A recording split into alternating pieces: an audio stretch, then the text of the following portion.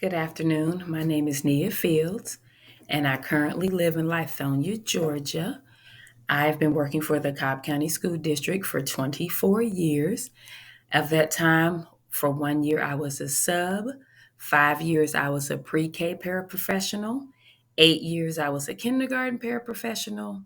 I've taught first grade for 7 years, and I am currently back in kindergarten as the certified teacher, and I'm going into my third year back in kindergarten.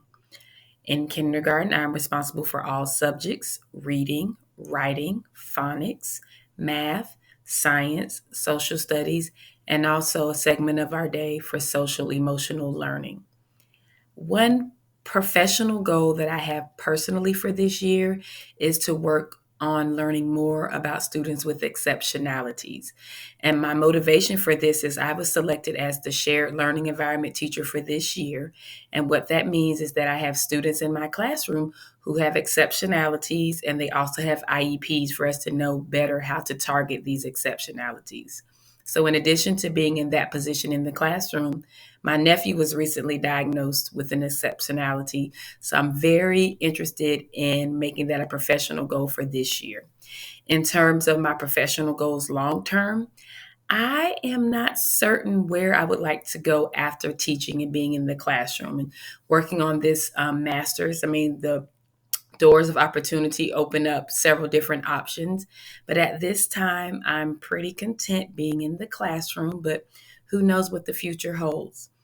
Part of the reading that we were assigned for this module, I really enjoyed reading a little bit about the phases of reflective thinking. And that's something that was in my reading from years ago when I was in school for my undergrad, but you kind of forget certain things as time goes on. So reading that again invoked some thought into my mind about how important reflective thinking is. And at the end of a lesson, I may say to the students, turn and talk and think about what you've learned, or I may ask them a question. But reviewing reflective thinking, it really has me wanting to dive deeper into where they are with their thinking after I present something to them. At the kindergarten age, we all know that they learn better by doing, which rolls into that constructive approach as opposed to the transmission approach.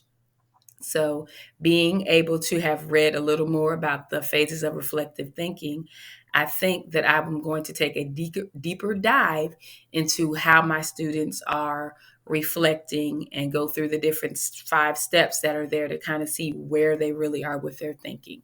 So, I'm looking forward to applying some of this in my classroom as I move forward.